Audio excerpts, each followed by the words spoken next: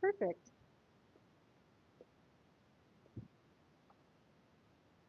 All right, so I know like I'm the person who established this thing. Also, you're very far away. Is that really you want to be that far away? I would love, yeah, I want you to be closer. What is this? Was it the gong? Was it the gong that intimidated you?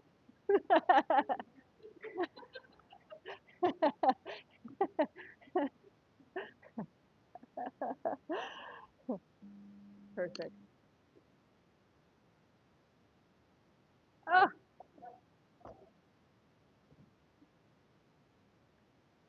all right. Yeah, and if you want to move that, you totally can. You can move it wherever you want. Okay. Oh, okay. Was it turned the wrong way? Wow. Thanks. You you are now the tech person for Insight Saga Providence. You have taken on the role of tech guru. Thank you.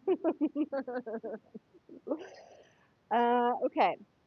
How are you doing tonight? Yeah, well, we're here. We made it. We made it. I know I'm the person who set all this up, and so therefore, and like have been, kind of leading it for how long has this been going? Like 2.5 years, something like that. And I'm also like, okay, well now we're gonna like break the format a little bit because we can. So we'll have kind of like a similar, I mean, we're here for an hour, but I also wanted to just do it a little bit differently because I think that there's so much good stuff that happens when we just sit and like listen to the Dhamma and we're here together and like that is all a part of it and like all of you are seasoned practitioners in the ways that you practice. And so I thought as you're streaming in here that it would be fun to maybe just do this slightly differently. If you, I know at least, yeah, half of you have been on retreat with me. So um, I want to do this a little bit more like a hybrid of like a small group session and some sitting time. So I'm going to ask you to be slightly more interactive. But I'm not doing that to like test you or like challenge you. It's not about that. It's just like a slightly different way in to the immediacy of what's happening because that is the practice, right? Is like to recognize with awareness what is actually happening in our lives. And so often when we come into a space, it's like, and particularly when we're tired or like kind of run down by the external pressures of the world and of life and just everything that's going on, it's so easy to just like sit and just space. At least for me, like I will spend like an hour daydreaming, and that's a totally good thing to do and like a lovely place to be. And like it's so for me and this mind, like it is so alluring because it feels really safe. It's like the reality of the world is so much and the reality of life is so heavy at points that that's a habit of mind, right? To move into like a fantasy world essentially and to like live in that for a while. And that's why the mind does it. Um, so not that like 100% presence all the time is what we're aiming for. We just want to know what's happening as it's happening and really let that be enough. So yeah, I figured here we are. We're just meeting in truth. You know that I encourage you to be like just sloppy and imperfect and exactly as you are, also because that is the most freeing thing for me. And I want that to be available to you too. So let's sit for just a few minutes here just to kind of settle in. Yeah, and just welcome yourself. It's so nice to be here with you guys. Yeah, it's really good. Thank you. It's so good to see you. Yeah, yeah. Yeah, so just knowing knowing yourself well enough to allow yourself to be comfortable in whatever position you're choosing to be in. Like there really is no preference of position. I would totally be on my back right now if I wasn't up in the front of the room. So it's entirely up to you. And even just with that invitation, maybe just knowing like, how do I know that I'm actually comfortable in this current position that I'm in right now? How is comfort felt in the body? Or how is it registered? How do you know?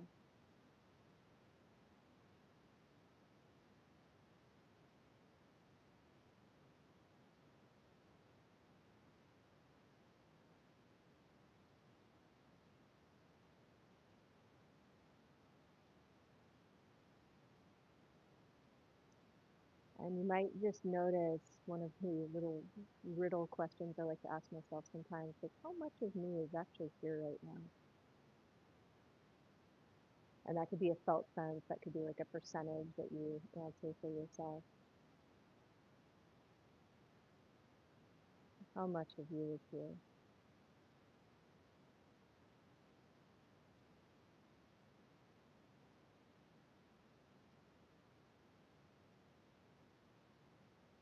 And even within that question, you might notice how the body responds. There might be a slight softening somewhere, or a deeper breath. There might be some edginess that comes up, or maybe a little agitation.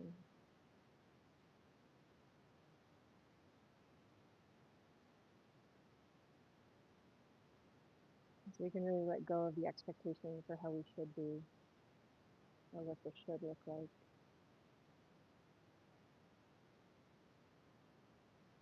Just meeting this moment with truthfulness.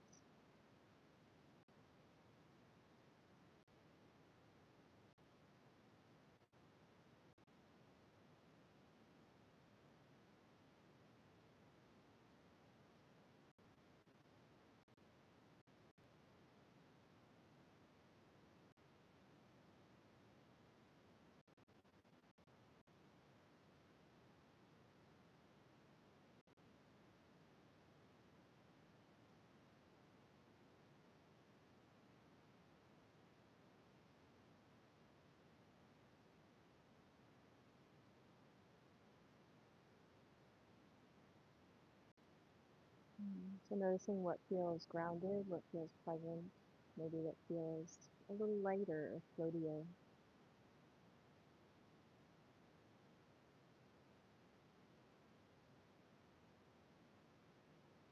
And you're seeing if it's possible to either notice both, so maybe moving back and forth between the two.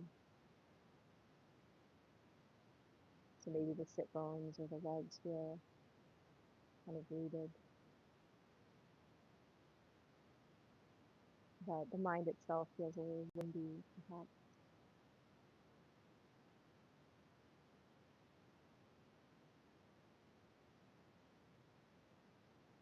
And maybe moving from one to the other and seeing.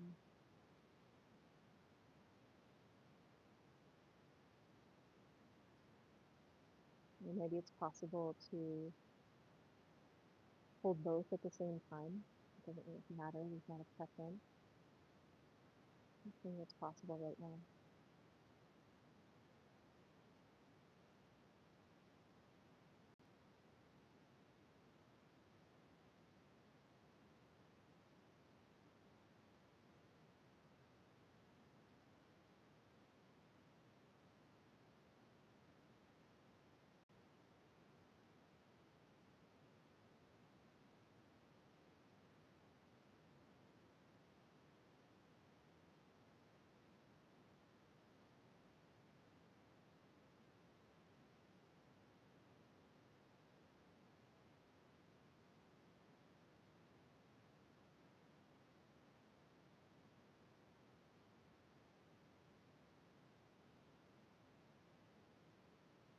And then as you're ready, and there's no rush,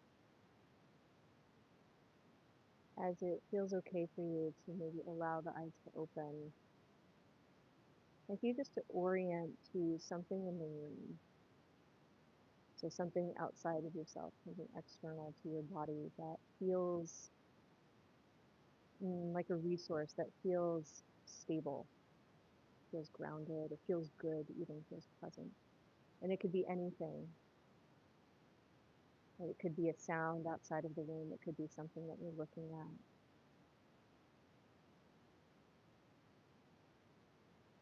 It might just be the temperature.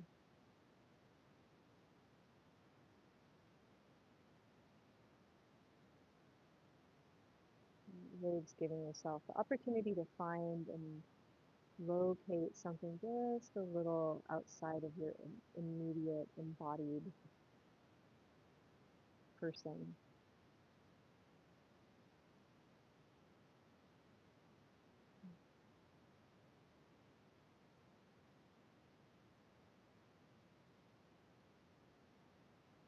And then let's just play with that for a moment. So orienting to whatever it is outside of yourself, something in this room, and then closing the eyes and seeing what it feels like. Maybe just feel the trace of that, to feel the aftertaste of that landing in the body. So it's that same question of like, how do you know that that's a resource, or how do you know that that's present?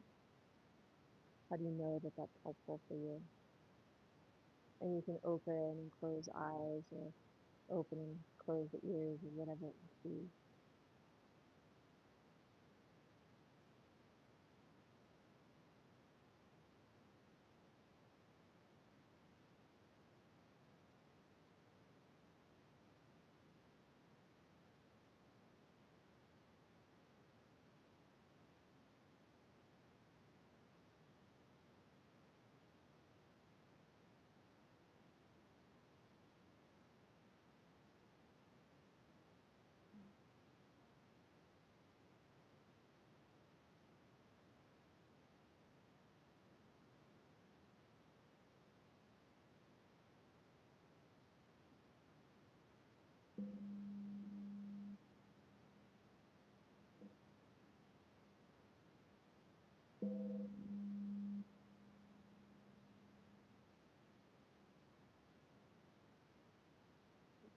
Okay, and smile. Does anybody happen to have a watch on? Do that in the pocket. Thank you, friend. You know this is a dangerous game I like to play. It's, oh my God, extremely special. Okay, yeah, careful. I'm gonna just hold it up here. All right, now we'll just keep an eye. Okay, so, right, like I said, we're gonna do this just, we're gonna do this just a little bit differently. So I'd like to know, what is, if anybody would like to volunteer, I'm gonna just call on a couple of you if you don't volunteer, because we're all friends here. So yeah, what did you find? Like, what did you find as a resource, either internally or externally? And how do you know that it's supportive to you? And I just want to put words to it, right? Let's just put words to it, because everybody's going to have a slightly different thing. And so sometimes this can be helpful. So, internal or external resource. Where did you go? Let's start here. How much of you is here right now? 20%, 60%, 80?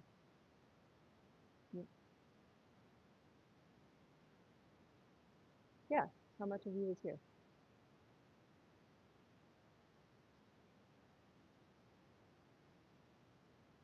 Uh-huh. Yeah. Great. Yeah. What's the percentage? Perfect. That's great. And it's like, and how do you, right? How do you know that it's 20%, right? Like, what's the feeling of it? Yeah. Hey, because you're like, oh man, the mind is like just really floopy right now. Like, it's like all over the place. Cool. 20%. Okay. Yeah. I just want to say, like, it's like good. It's because we almost like, it's not like a marker, but it's like a sense, right? We just want to have this sense. And like I think one of the hangups that we have so often is like we come in and we're like, oh my God, I just like can't do this right now because I'm not here, right? Like I'm already at work or like I'm tending to this or I have to take care of that. And so like I can't do it. But it's also like, well, if you know that the mind is going wild and that you're only partially here, then that's okay. Like that in and of itself is actually quite useful, right? That in and of itself is the practice. For anybody else, how much of you is here? Still mostly at work. Yeah, got a lot of residue from the day. Yeah, it happens. Happens. Yeah. And how do you know? Like, what's the mind doing right now? Uh-huh. Uh-huh. Is it like visual or is it like, is it audio?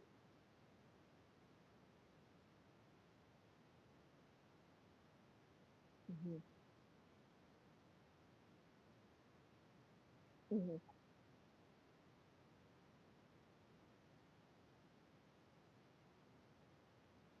Mm-hmm. Mm-hmm. So you're having some conversations. Just saying. Uh-huh. Yeah. Where's that feeling of anxiety? Yeah. What's it doing? Height? Ooh, okay. And like, where's the opposite of that?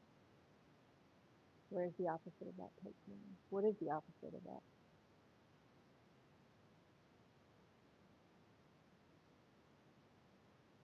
Oh, okay. And so if you stay with that, if you stay with that feeling of broadening, release through the ribs, what's happening? Is it? Can you go back and forth? Can you feel that? Is there still some of that anxiety? And what happens when the mind feels that anxiety or that tightness?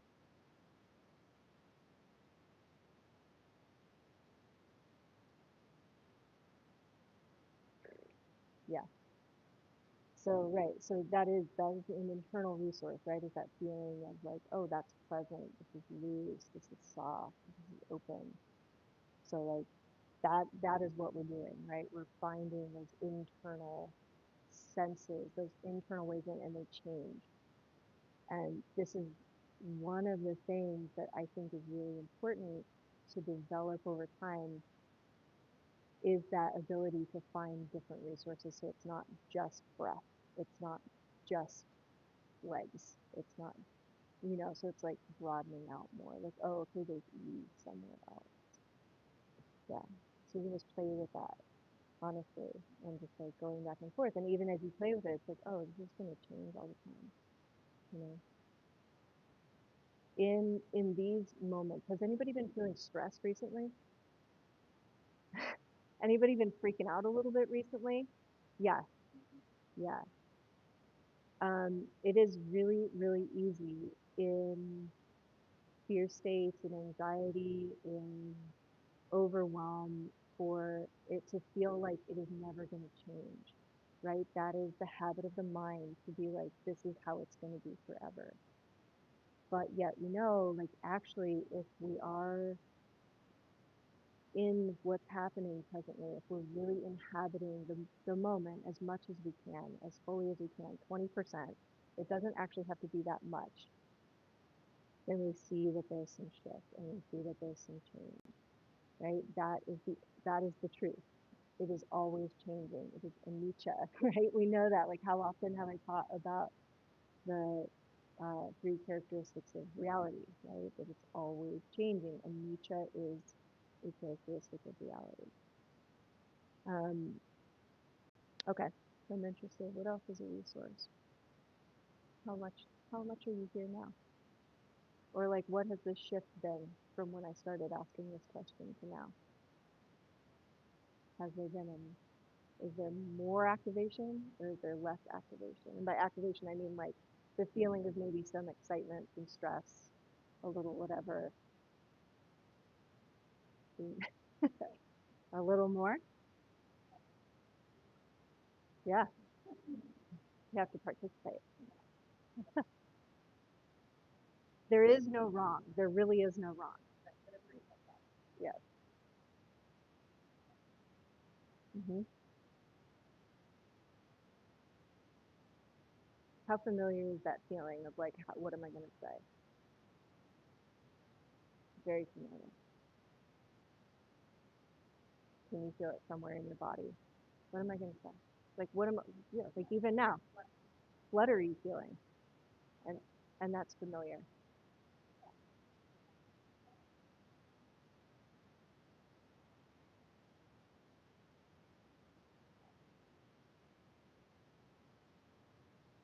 Hmm.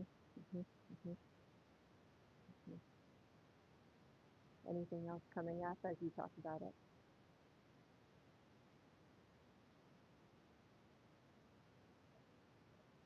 Hmm. Yeah. And how is it just to voice that? How is it to voice that? Hmm. Is it tolerable? How do you know it's tolerable?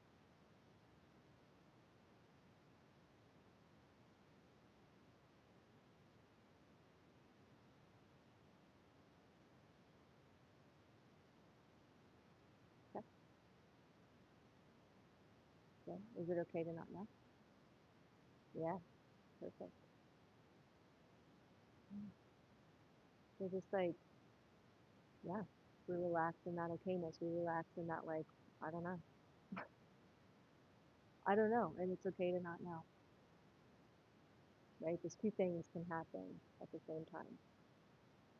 So again, like what happens so often is like we assign this sort of good or bad to like a evaluative perspective on whatever experience we might have, but it's not even the experience we're having, it's the idea of the experience that we're having, you know? And so then it comes up where we feel it and we're like, oh no, oh no, oh no. And often the older that something feels, the more familiar it is, the more times we've seen it come around the block without some kind of like awareness of how to hold it. And so the fear builds around it as well. Like, oh no, this feeling again, this tightness, like, I'm really going to choke right now. Like, I don't know what to say. Then it starts to almost snowball a bit too. So we're just starting to catch those moments. And then, like, how are you now? How are you now with not knowing what to say? Yeah, it's fine. It's like, this is just the truth of what's happening right now. I really love like working in this way where it's kind of like almost questioning what I assume.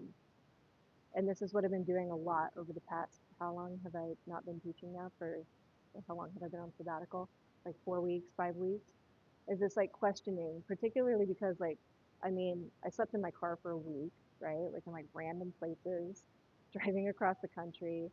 Um, I've been traveling a lot. I have not a lot of like actual groundedness in my life right now. Um, and I feel like in earlier iterations of practice, that would be really hard for me because it feels good. Like, of course, we want, the feeling of home, we want the feeling of routine. A lot of us thrive in that. And we want some level of certainty that we think comes from having those things. Some level of predictability for like how the day is going to go or how life is going to unfold because we have the dominoes in a line. But really, the security and the safety that we're looking for ultimately comes from how we're choosing and how we are conditioning ourselves to relate to what's happening. And so, if it's okay that we don't know, if it's okay that there is uncertainty, if it's okay that there is anxiety, if it's okay that there's fear around it, okay, then I can be secure with that. I can be secure with the fact that that's there. It doesn't mean that that's necessarily the inherent truth of my existence. It's just what's happening in the moment.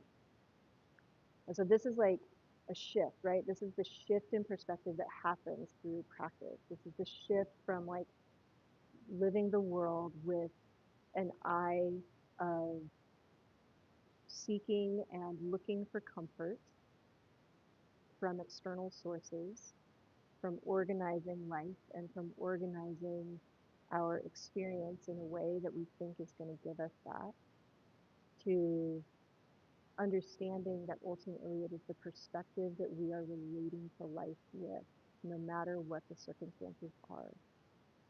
Right? And we keep doing that incrementally, and that is just practice, just coming into the truth of the moment. I talked a lot on the retreat about this like sense of like orienting outward a lot, and I think it's something that we do. I think a lot of us have been trained into that, is to like orient to the needs of other people and trying to fit the needs of other people in any given moment. Um, and particularly there's this self-selecting crew of people, you know, who are like, oh, I really would like to just sit alone with my with my eyes closed for a while and just be in my own space, and like my mind drives me crazy, but also like I get tired from being around people all the time or whatever it might be. I don't know how introverted you identify, but um, you know, this feeling of like constantly kind of putting your energy outward. So reversing that cycle, and we're just like continually asking, what is it right now that is actually happening inside of me? And can I meet that with some amount of understanding and some amount of spaciousness and okayness? You know, I think I like I like this group a lot tonight, right? Okay, so I like this group a lot. I think um, the understanding of compassion is in this culture, and the understanding of compassion even within like kind of the basic spiritual community blah, blah, thing that happens, is that like compassion is very soft, and that it is extremely like empathic, and somehow it's really gooey, and it's always about like going the extra mile, like the space between me and Alex right now. Like for me to be like compassionate towards Alex is for me to lay my body out and to like reach for her knees and to fill the whole space, you know, for me to like completely move into your space. But compassion and wisdom are the same thing. Compassion and discernment are the same thing. And like discernment and compassion are the same thing. So they have to develop together. You know, we have to be willing to meet these hearts that do move outward so much, that do feel so much and get overwhelmed and become um, super saturated with everything that we take in the world, all of the world events that are happening way outside of our community, and all the things that are happening immediately within our communities right now, maybe even within our families, you know, within our friend groups. Like this is real stuff that we are experiencing and that we're facing.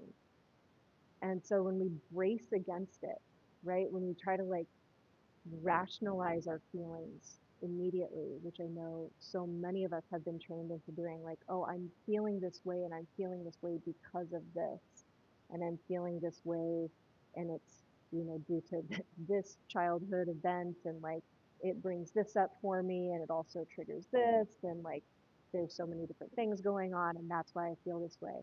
So we like rationalize our feelings instead of actually just feeling our feelings. So can you feel your feelings? Is there room for you to feel your feelings right now? Right? Is there enough ground here? Is there enough safety within your body to feel your feelings right now and for it to be okay? Even if it's just titrating like a little bit of a drop of overwhelm. Are any of you feeling overwhelmed? Yeah. Are any of you feeling kind of sad,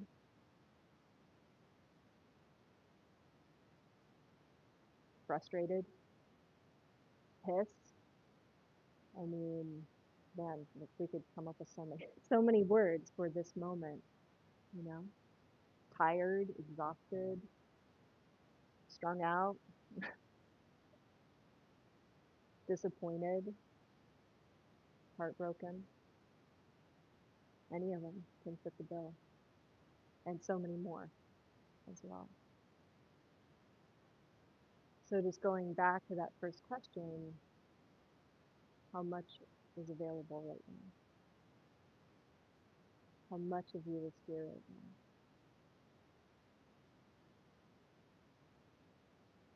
And is there enough to maybe just feel whatever's happening, whatever's moving through this heart?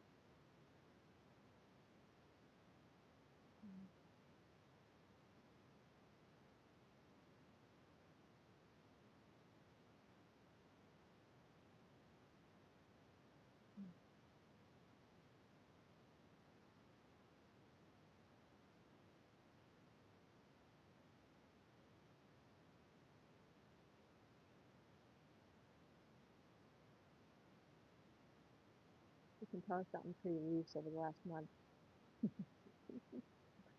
Like I had kind of a plan, we've moved away from it. I'm going to share this from you though. This is from Metzinger. The scientific, very spiritual approach to reality and life stem from the same values, the same normative core, as something to do with truthfulness.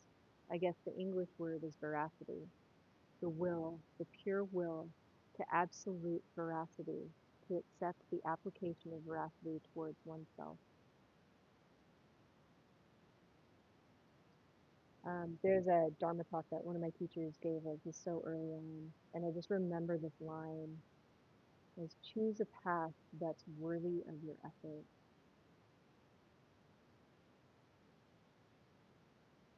Mhm. It doesn't mean that it has to be the only thing in your life. And honestly, we're household practitioners, like, isn't that the joy of it? Isn't the joy of it that you have such full and beautiful lives with so many different elements? And yet we're also choosing, we're also seeing in any moment, like, how is this actually helping me right now to just orient towards this willingness to be radically honest with myself about what's happening in my experience in this moment.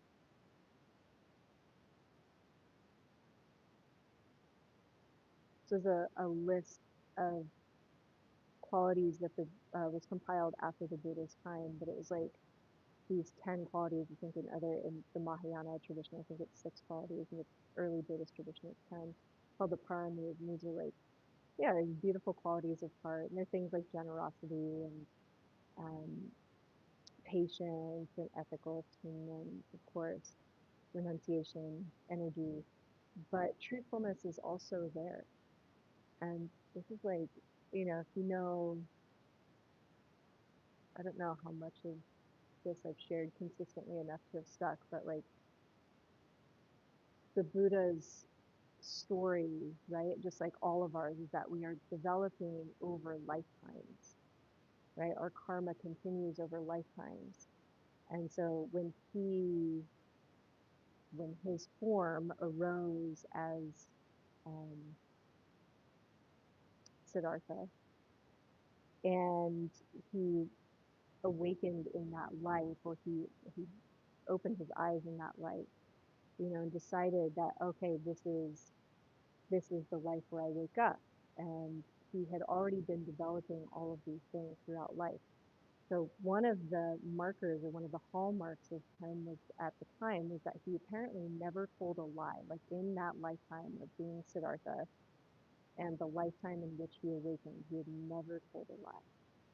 And it's like, I can't, to imagine like a life, even as a child, of not fibbing, or like stretching the truth, or like exaggerating just a little bit for dramatic effect, or like fully just denying something overall, but to have that kind of integrity moving through life. And I think, like, okay, when I first heard that, I was like, oh well, you're shot, for this life, for sure. But I also, um I don't know. Now I find it really sweet, quite honestly. Like, I'm like, oh, I just have to be honest with myself. And it's like, it is so much easier really, to be honest with yourself than it is to try and avoid what's happening. Like avoiding what is going on within yourself, avoiding your heart, avoiding your mind, avoiding the energies that are present is a lot of work. It is a massive amount of energy spent trying to push something away. And if we are able to like even recognize that, like, oh man, this is hard. I just like don't want to deal with this right now. It's like, okay, well, there's don't want to deal with it right now. So you can like notice that avoidant tendency as well. You know? But that like desire to avoid, the desire to get away is a form of clinging too. And we know that suffering, dukkha, is not about wanting. It's not about desire. It's about clinging. And so we avoid, we deny, we push away, or we grasp and we try to pull things towards us, which is often how we think of clinging. But I'm really fascinated in this avoidance part right now because quite honestly, I think that we as a culture are completely asleep at the wheel and we are avoiding. We are pushing it away so that we can be comfortable because it is uncomfortable as fuck to admit that we are standing in a real bad moment. And so what's it like to let that in? How's that feel? How does it feel to let it in? Ah, it's a lot. So then we feel like, okay, that is true. That's true. Does anybody think that's not true? Okay. And this is true too. You are in a safe place, right? You are in the company of other friendly people. You are getting the time and space to just be asked to just be with what's real and what's here with you right now. Nothing else. No performance, no mask, no need to change, just the truth of it. Is it possible to hold both, right? Both the overwhelm, both the shitstorm, both the I don't know, we don't know what's going to happen, both the lack of control and the relative stability, the relative comfort, the friendliness, the community, the joy, right? The restfulness. If we learn to hold both, maybe not at the same time, but we learn how to go in between the two, and eventually the capacity grows that we can like be with both things at one time. Is that too conceptual? No, we feel good. We feel good about that. You can start. You start in the body. You know, like I know that like thinking about like oh my god the political shitstorm and like blah blah blah, that can be a lot. It can very easily like move us into the conceptual realm. That's why it's just so important to start with the body and like keep it close. Keep it close to yourself. You only have to get. You really only have to get 20% effort. It's not that much. No, it doesn't. 20% of your task is good. So yeah, learn how to let go of that illusion so you can keep it separate before that illusion is shattered first. So offer that to your consideration for however long that lasts. And let's spend a little time just kind of reestablishing some connection and some presence, just strengthening that muscle a little bit. So be comfortable. Really be comfortable. You have so much. And if you want more cushions, grab more cushions. Yeah. Make a nest. Grab a blanket. Do whatever you want.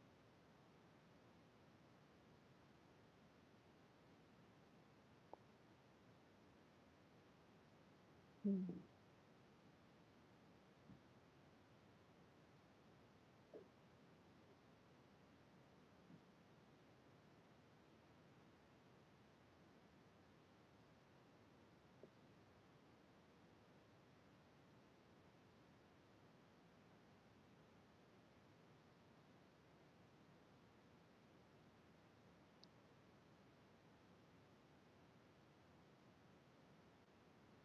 So I'm going to offer just a few little things, and of course, everything is completely just it's just a suggestion or an offering, it's not a mandate. But as you find whatever feels comfortable for you, you might, if you are on your back or if your back is touching something, you might just press your back into whatever is touching a little bit more.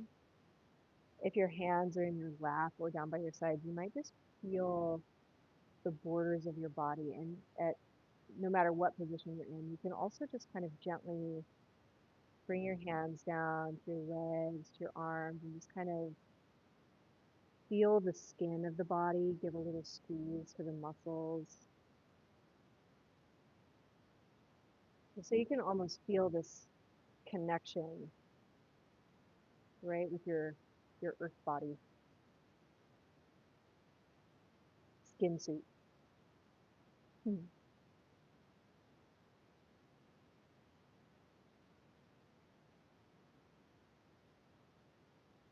Yeah, and then just see what happens when you let that go.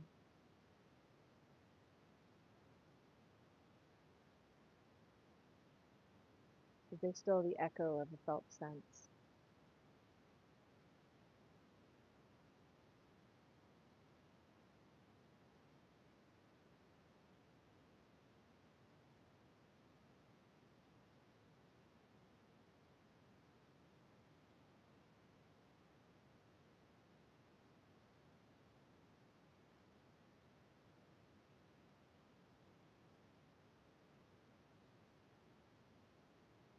And just noticing how much of you is spirit.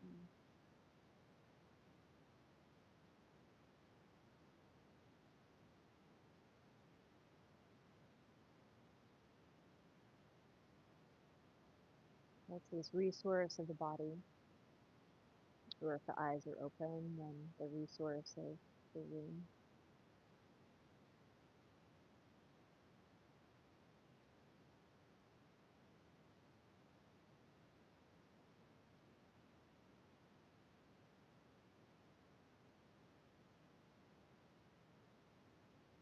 And just allow that to almost be a little touch point so that we can also know, like, okay, the mind is busy, or the mind is full or overwhelmed.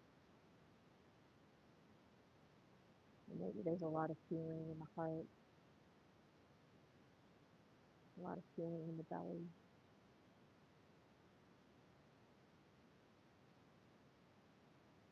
Maybe there's a strong narrative happening.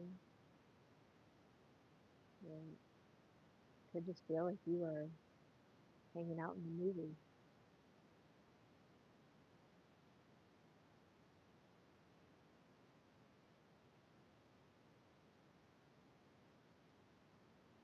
So just a little bit of knowing what's happening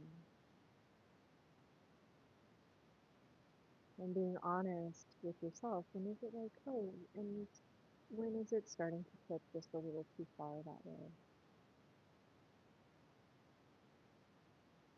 For those of you who are daydreamers like me, there's always a moment where all of a sudden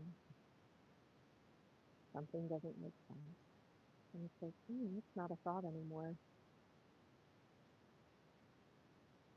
That's actually just a dream.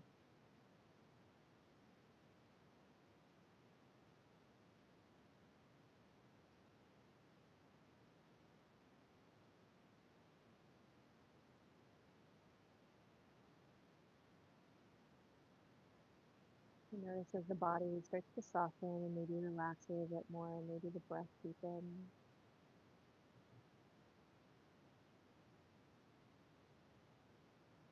Or as sounds arise, we notice the sounds, and maybe some interest kicks in the mind, or some energy.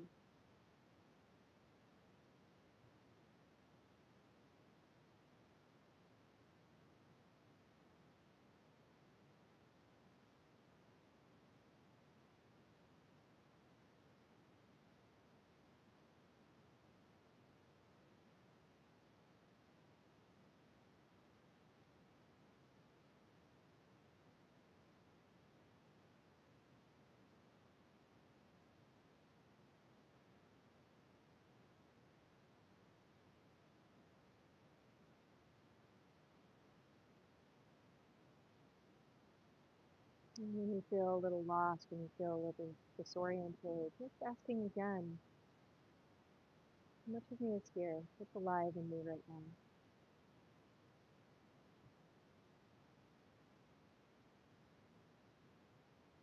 What am I sensing? What am I feeling?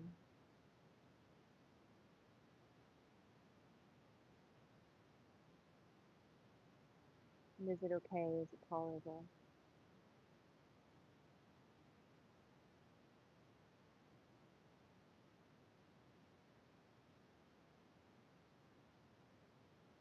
If it is, then stay. Just observe. And if it feels like too much, then maybe we let the eyes open and orient to the room.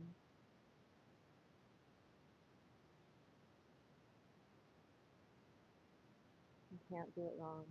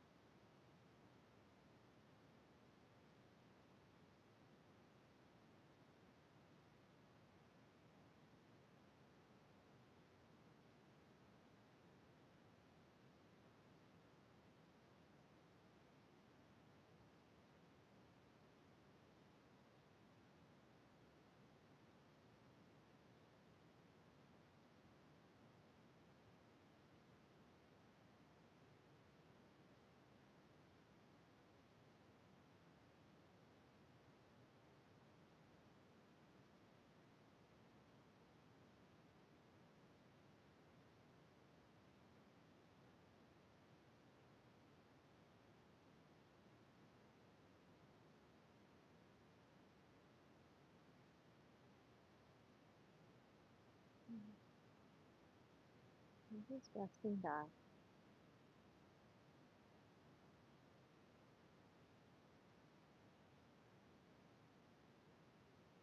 and receiving whatever's here.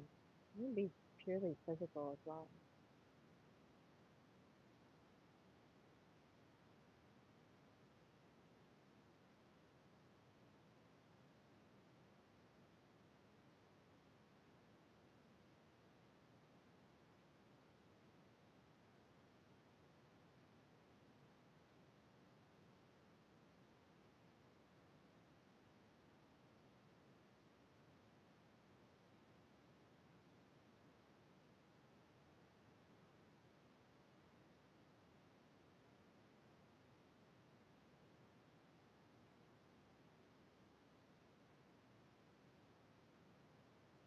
And just continuing to orient to some extent to your immediate experience.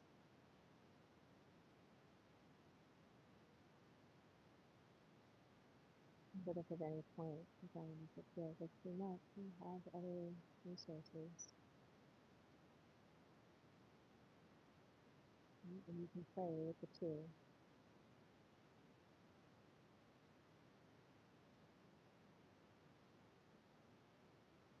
moving between eyes closed and eyes open, especially when eyes are closed, if you tend to kind of spin a bit.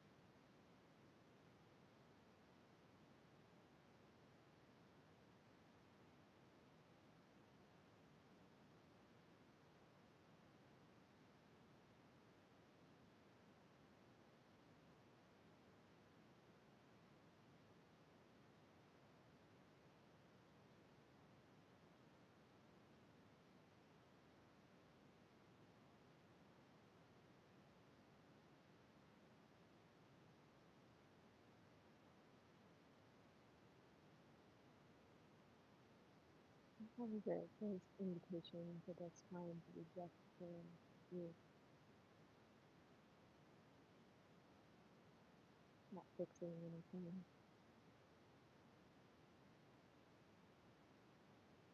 changing anything,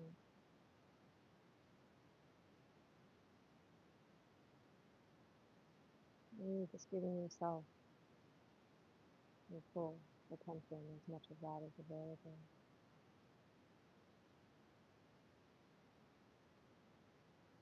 giving your heart your full love, as much of that is available,